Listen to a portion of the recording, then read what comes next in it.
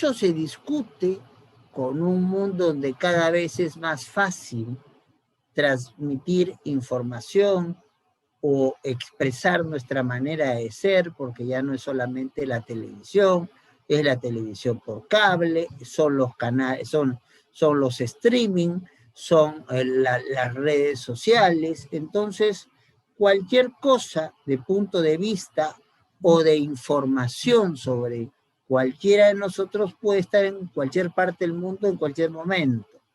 Y a veces, si no se tienen los cuidados correspondientes, podemos agredir derechos fundamentales de algunas personas, como el de la buena información y el del honor.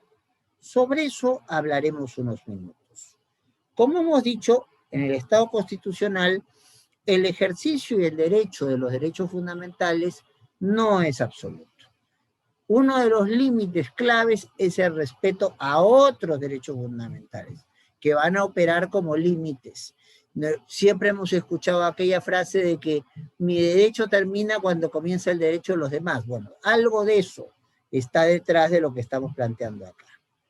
Y la pregunta que nos hacemos es ¿cómo determinamos si el ejercicio de las libertades informativas, ya sabemos, por un lado, lo hemos visto en un programa anterior, por un lado expresión, mi capacidad de conocer o dar a conocer puntos de vista, perspectivas que de repente no son ciertas.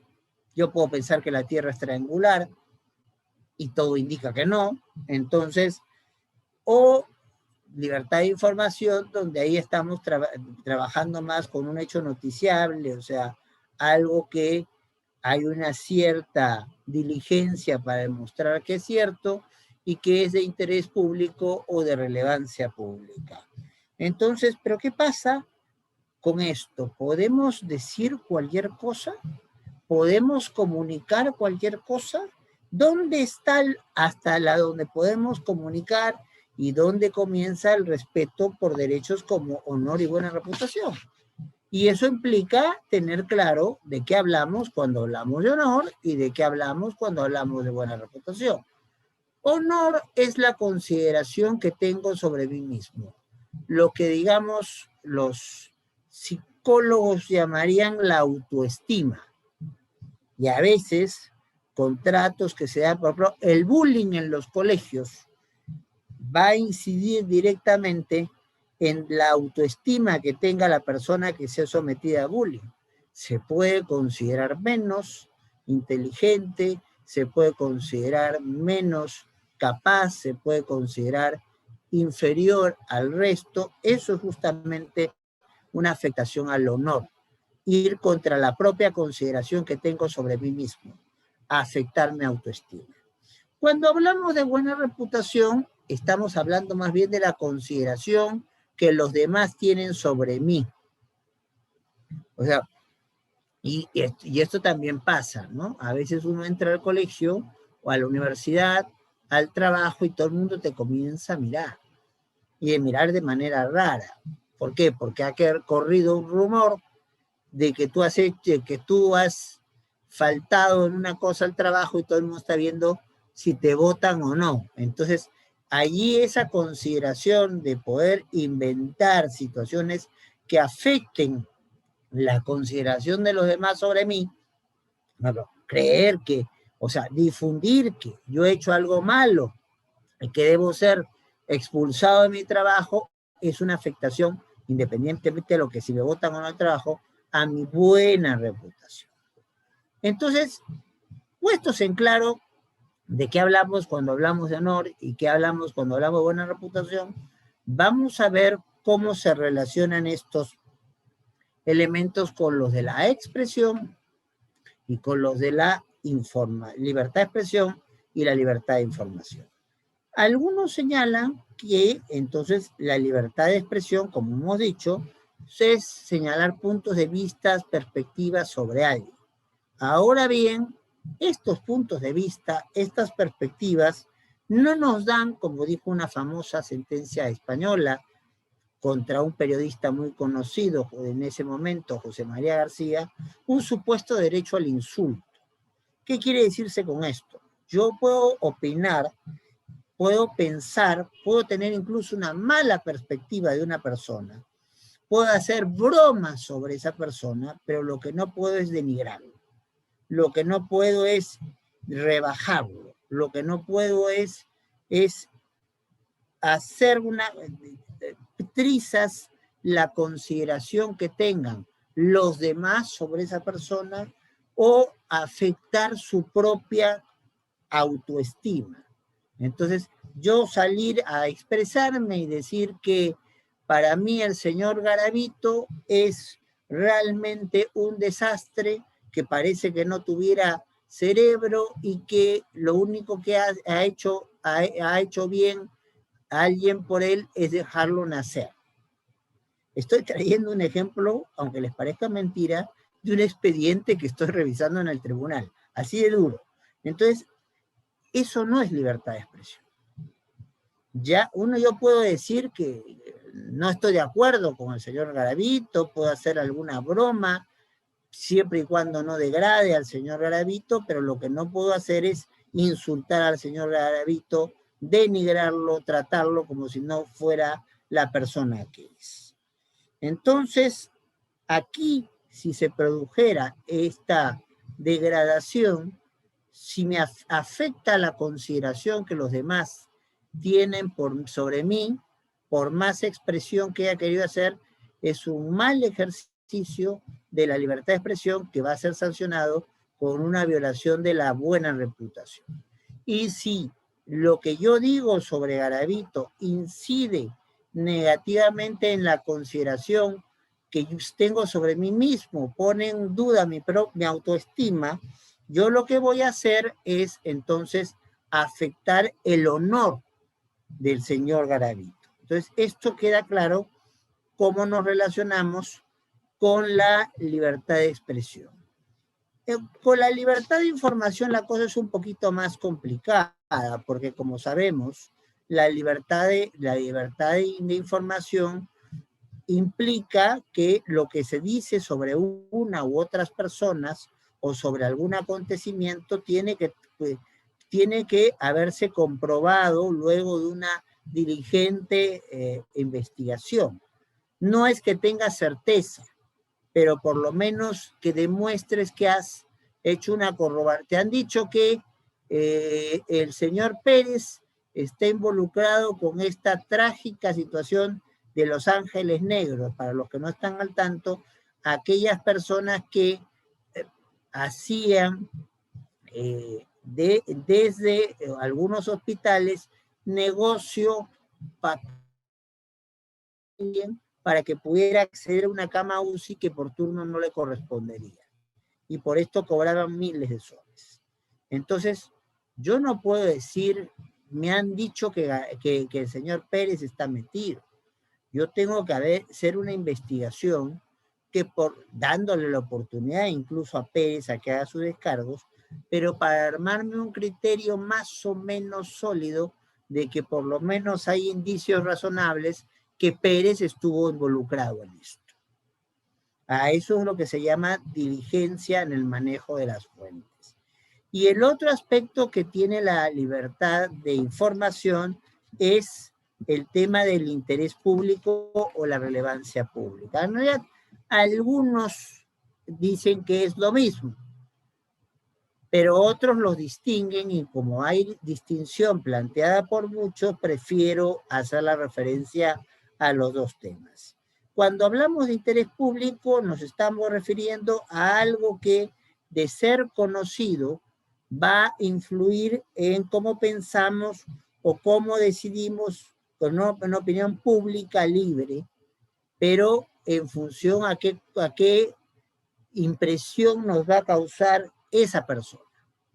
Por ejemplo, una cosa es el señor Martínez, que nos lo ponen de candidato a ministro de Estado, y otra cosa es si en un medio de información, sea en una red social, sea en un canal de televisión, sea en un periódico, sea en una radio, nos dicen que Martínez es un hombre que ha tenido 4 hijos y hace 14 años los ha abandonado y no les da pensión alimenticia.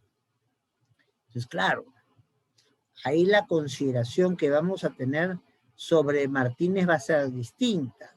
Si una persona no tiene preocupación, atención a su familia, es lógico que pensemos que entonces Martínez no es tan buena persona. Entonces, sin querer, entonces se puede estar afectando el honor de Martínez, porque Martínez puede ser visto por la opinión pública como una persona desconsiderada con sus propios hijos, y esto disminuye a su autoestima, pero también puede ser una afectación a su derecho a dar buena reputación. La pregunta es a todos ustedes, si ustedes fueran quien tuvieran que elegir al ministro X y le dan este dato de Martínez, debidamente corroborado, ¿lo elegirían? Probablemente no. Entonces, lo que importa en el ejercicio de la libertad de información, para no violar el honor, para no violar la buena reputación, es primero, demostrar que se tiene diligencia razonable para decir lo que se dice. Por eso ustedes ven que los programas que hacen periodismo de investigación tratan de por lo menos hacer el detalle de acercarse a aquel que se hace la acusación. Ustedes ven cómo van a buscar a la casa de alguien que dice que, por ejemplo, ha robado. Entonces, o te dice, intentamos comunicarnos con el señor Martínez, pero fue imposible. Entonces, ¿qué es lo que quieren decir con esto? Es que han buscado tener una diligencia razonable para contrastar, para corroborarlo, una posición con la posición de quien puede resultar agredido. Eso es importante, porque si no hay corroboración, entonces estoy aprovechándome de mi capacidad de movilizar un mecanismo de información, una red social, un canal de televisión, una radio, un periódico, para perjudicar el honor y la buena reputación de una persona que no va a tener cómo defenderse, si no se va a encontrar con un ataque ya dado y en función de eso va a tener que armar su respuesta. Y el otro elemento es ver si el tema tiene interés público o es de relevancia pública. Por ejemplo, supongamos que nuestra amiga Natalia Ludeña es elegida ministra.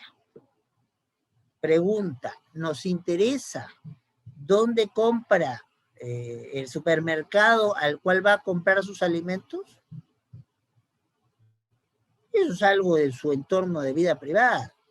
Nos pueden interesar otras cosas.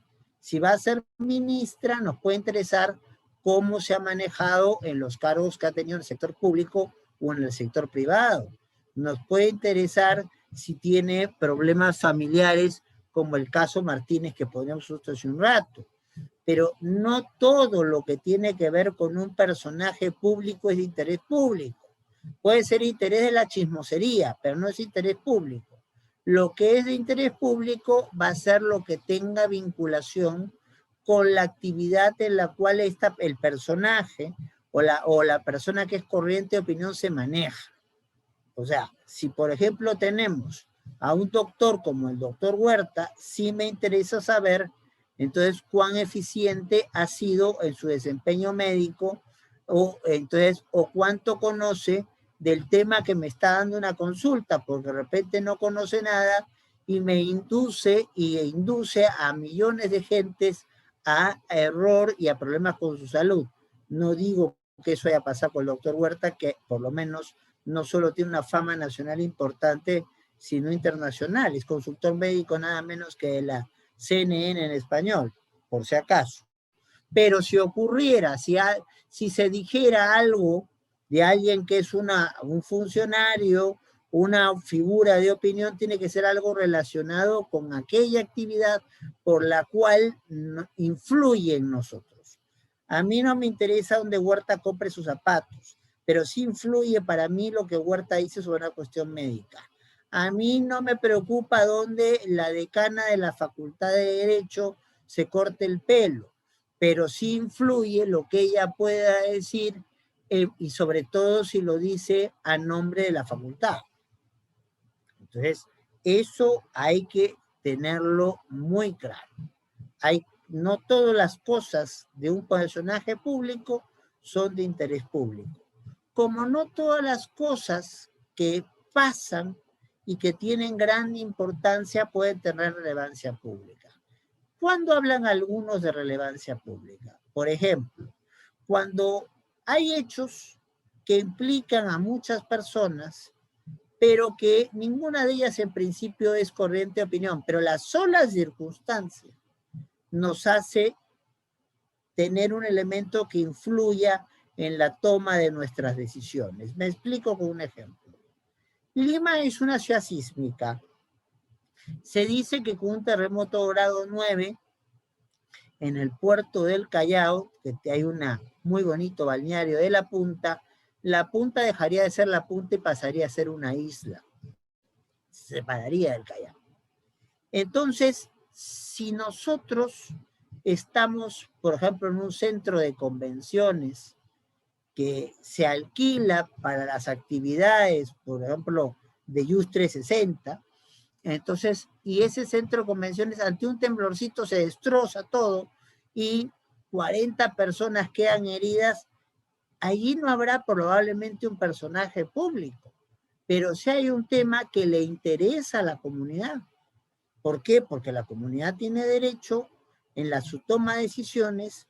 Una de ellas puede ser querer alquilar ciertos locales para cierta actividad, poner a sus hijos e hijas en ciertos colegios, poner a sus hijos e hijas en ciertas universidades.